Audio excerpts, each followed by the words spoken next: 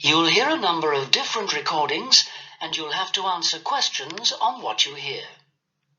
There will be time for you to read the instructions and questions, and you'll have a chance to check your work. All the recordings will be played once only. The test is in 4 sections. At the end of the test, you'll be given 10 minutes to transfer your answers to an answer sheet. Now turn to Section 1. Section 1. You'll hear a young student asking the social organizer of his school for information about organized trips. First, you have some time to look at questions 1 to 4.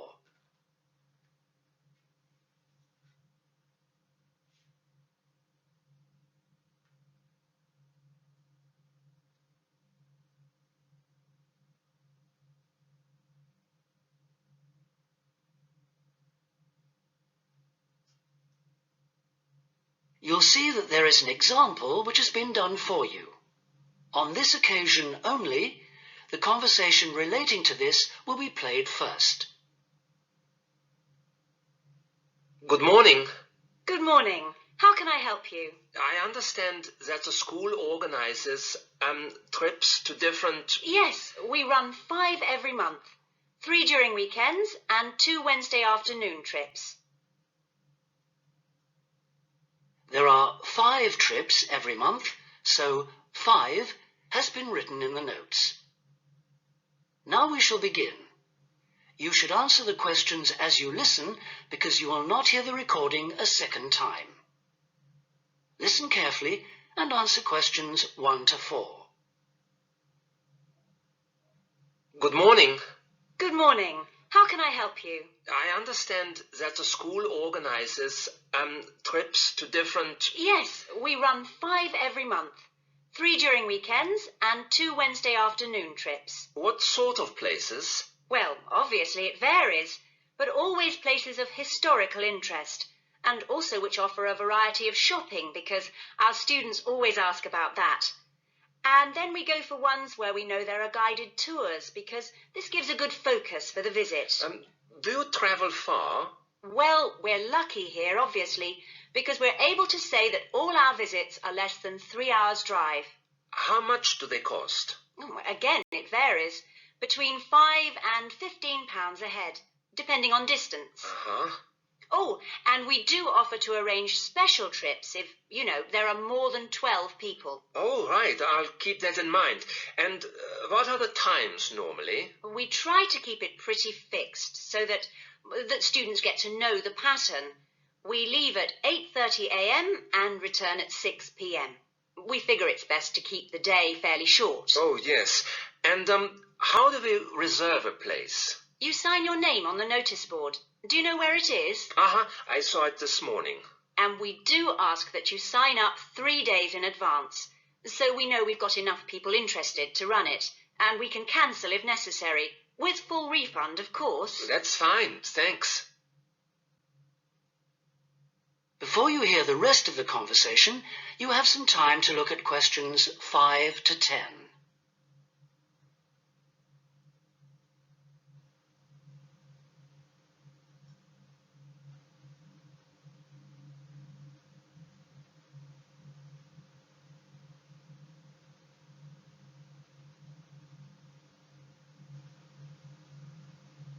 Now listen and answer questions 5 to 10.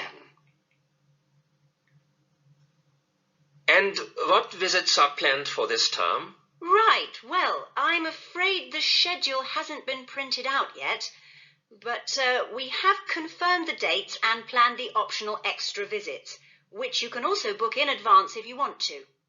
Oh, that's all right. If you can just give some idea of the weekend ones, so I can, work out when to see friends, etc. Oh, sure. Well, the first one is St. Ives. That's on the 13th of February, and we'll have only 16 places available, because we're going by minibus.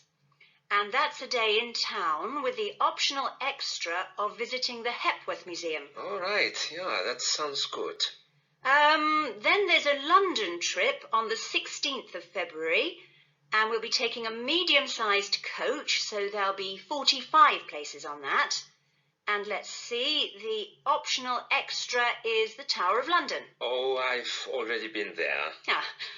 After that, there's Bristol on the 3rd of March. Where? Bristol, Bristol. Okay. That's in a different minibus with 18 places available. Oh, and the optional extra is a visit to the SS Great Britain. Okay. We're going to Salisbury on the 18th of March, and that's always a popular one because the optional extra is Stonehenge. So we're taking the large coach with 50 seats. Oh, good. And then the last one is to Bath on the 23rd of March. Oh, yes. Is Bath the Roman city? Yes, that's right. And that's in the 16-seater minibus. And where's the optional visit? It's to the American Museum. Well worth a visit. Okay, well, that's great. Thanks for all that. My pleasure.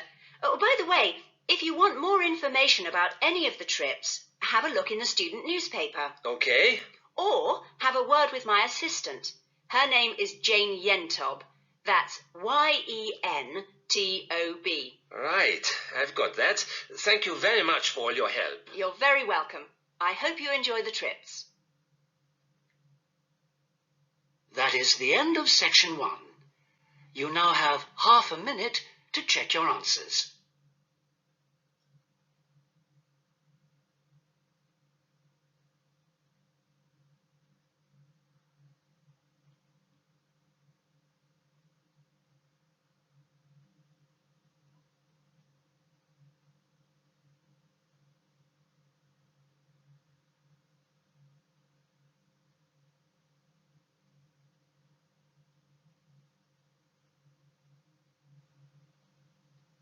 Now turn to section 2.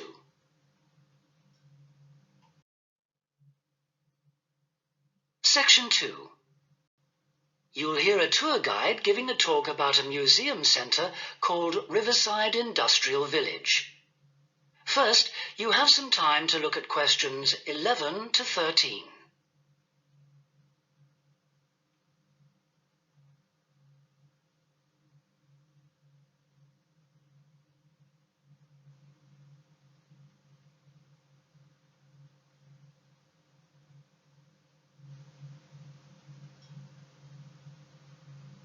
Now listen carefully and answer questions 11 to 13.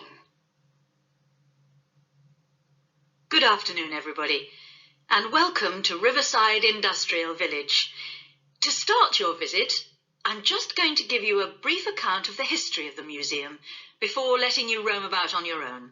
I won't keep you long, okay? Now, from where we're standing, you've got a good view of the river over there. And it was because of this fast-flowing water that this site was a natural place for manufacturing works. The water and the availability of raw materials in the area like minerals and iron ore, and also the abundance of local fuels like coal and firewood, all made this site suitable for industry from a very early time. Water was the main source of power for the early industries, and some of the water wheels were first established in the 12th century, would you believe?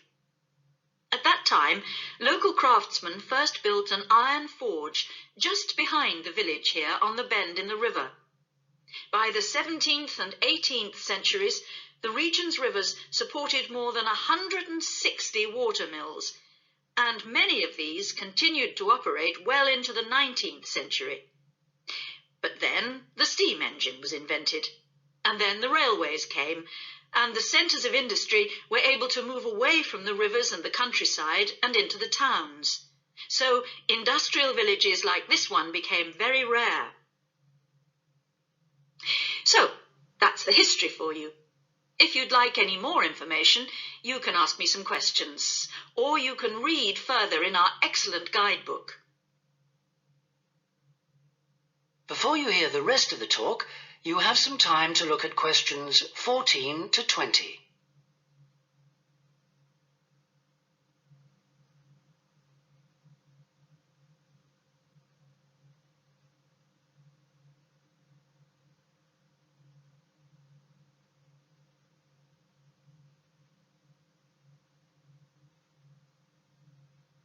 Now listen and answer questions 14 to 20. Now I'm going to give you a plan of the site, and I'd just like to point out where everything is, and then you can take a look at everything for yourself. I've already pointed out the river, which is on the left, and of course, running along the bottom is Woodside Road. Got it? Okay, now we're standing at the entrance. See it at the bottom? And immediately to our right is the ticket office. You won't need that because you've got your group booking, but just past it are the toilets. Always good to know where they are. In front of us is the car park, as you can see, and to the left, by the entry gate, is the gift shop. That's where you can get copies of the guide, like this one here. Now, beyond the car park, all the buildings are arranged in a half circle with a yard in the middle. The big stone building at the top is the main workshop.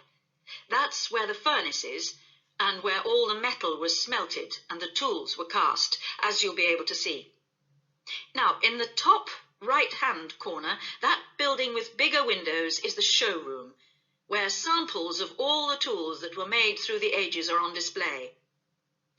In the top left corner is the grinding shop, where the tools were sharpened and finished. And on one side of that, you can see the engine room, and on the other is the cafe, which isn't an antique, you'll be pleased to know, though they do serve very nice old-fashioned teas. The row of buildings you can see on the left are the cottages. These were built for the workers towards the end of the 18th century, and they're still furnished from that period, so you can get a good idea of ordinary people's living conditions. Across the yard from them, you can see the stables, where the horses were kept for transporting the products. And the separate building in front of them is the works office, and that still has some of the old accounts on display. Right, if anyone wants a guided tour, then I'm starting at the engine room. If you'd like to come along this way, please, ladies and gentlemen. That is the end of section 2. You now have half a minute to check your answers.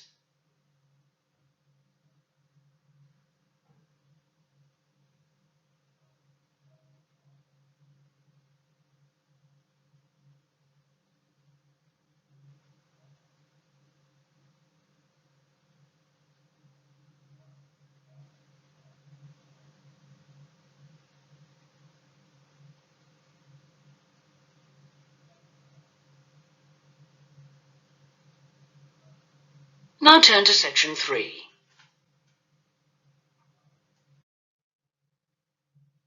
Section 3. You'll hear Melanie, a student, talking to one of her lecturers about her studies. First, you have some time to look at questions 21 to 27.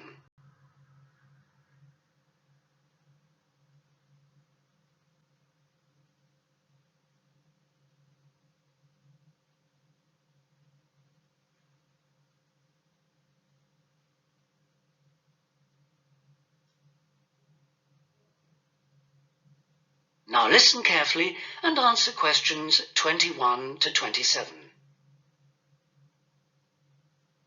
Excuse me, Dr. Johnson. May I speak to you for a minute? Sure, come in. I'm Melanie Griffin. I'm taking your course in population studies. Right. Well, Melanie, how can I help you? I'm having a bit of trouble with a second assignment, and it's due in 12 days. What sort of trouble are you having? Is the assignment question a problem? Well, that's part of the problem. I've been having trouble getting hold of the books. I've been to the library several times and all the books are out. Sounds like you should have started borrowing books a bit earlier.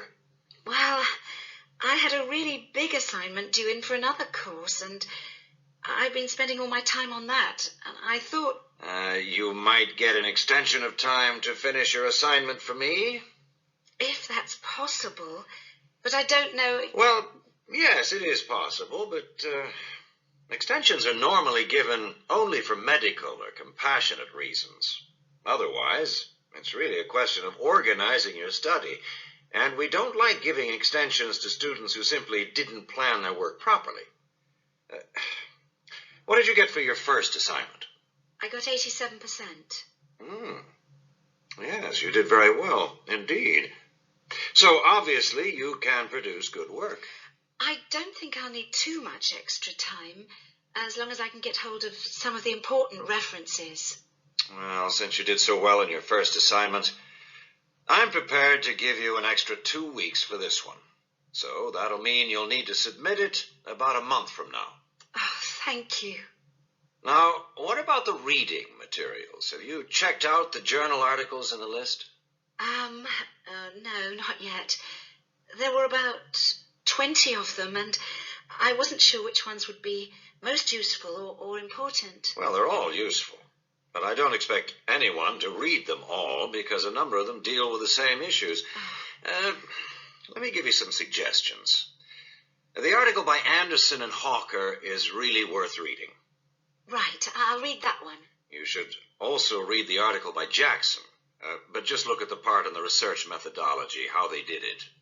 Okay, Jackson. Got that. And if you have time, the one by Roberts says very relevant things, although it's not essential.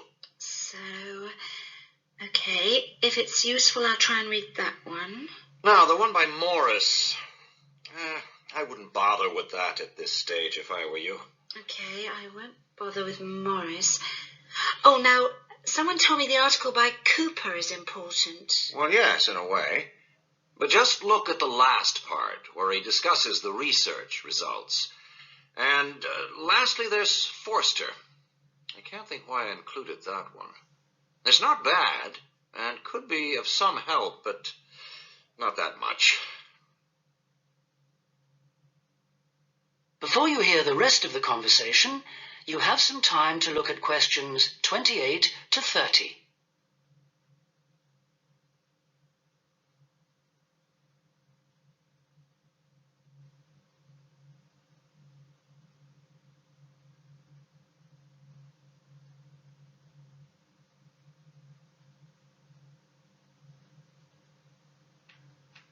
Now listen and answer questions 28 to 30.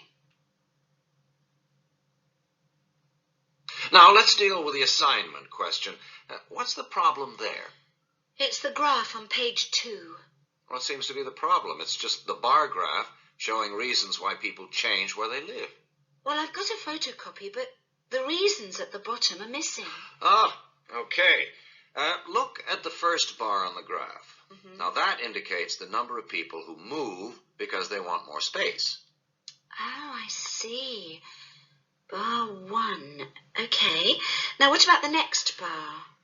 Bar 2 is to do with the people living nearby, disturbing them. So they chose to move away to somewhere quieter. Now let's look at bar number 3. Another reason people change their place of living is because they want to be closer to the city. Okay. Proximity to the city is an issue. Now, bar number 4 refers to problems when the owner of the property won't help fix things that go wrong. In other words, the owner is not helpful, and so the tenants move out. Okay. Now, what about bar 5? Bar 5 is about those people who move because they need a bus or train to get them into the city or to go to work. Okay. And bar 6? Bar number 6 is interesting. That reason was given quite a lot. People moving because they wanted to be in a more attractive neighborhood. Oh, yes. Thank you very much. That is the end of section 3. You now have half a minute to check your answers.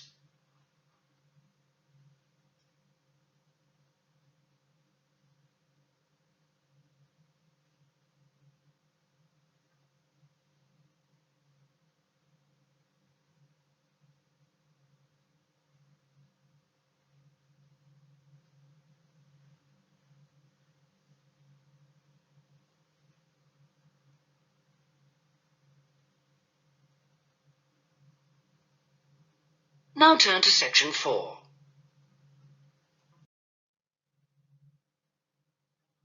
Section 4. You'll hear a talk on the subject of the urban landscape. First, you have some time to look at questions 31 to 40.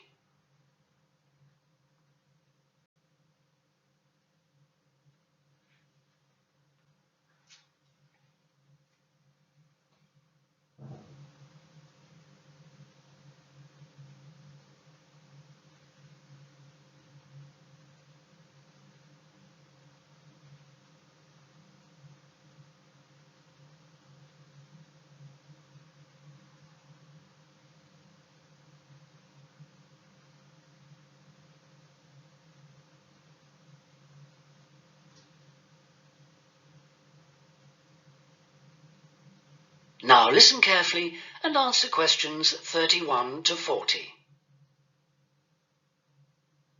Good day, ladies and gentlemen.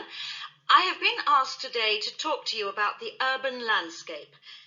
There are two major areas that I will focus on in my talk: how vegetation can have a significant effect on urban climate, and how we can better plan our cities using trees to provide a more comfortable environment for us to live in.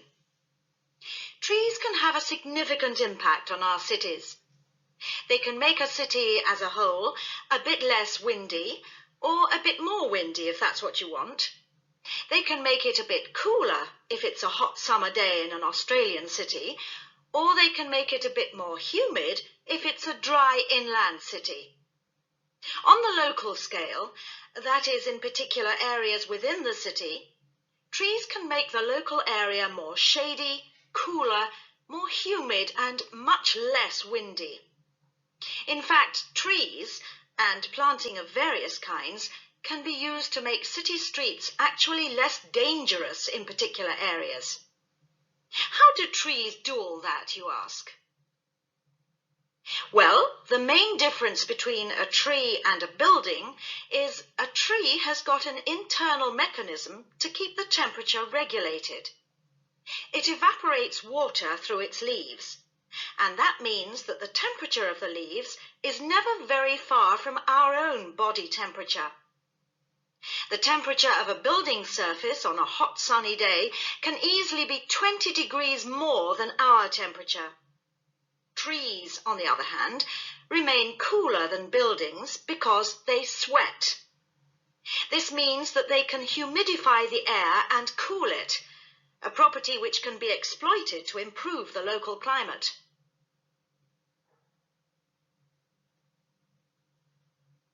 Trees can also help break the force of winds. The reason that high buildings make it windier at ground level is that as the wind goes higher and higher, it goes faster and faster. When the wind hits the building, it has to go somewhere.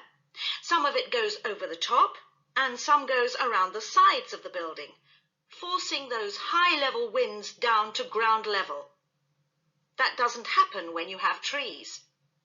Trees filter the wind and considerably reduce it, preventing those very large, strong gusts that you so often find around tall buildings. Another problem in built-up areas is that traffic noise is intensified by tall buildings. By planting a belt of trees at the side of the road, you can make things a little quieter, but much of the vehicle noise still goes through the trees. Trees can also help reduce the amount of noise in the surroundings, although the effect is not as large as people like to think. Low-frequency noise in particular just goes through the trees as though they aren't there. Although trees can significantly improve the local climate, they do, however, take up a lot of space. There are root systems to consider, and branches blocking windows and so on. It may therefore be difficult to fit trees into the local landscape. There is not a great deal you can do if you have what we call a street canyon, a whole set of high-rises enclosed in a narrow street. Trees need water to grow. They also need some sunlight to grow, and you need room to put them. If you have the chance of knocking buildings down and replacing them, then suddenly you can start looking at different ways to design the streets and to introduce. That is the end of section 4. You now have half a minute to check your answers.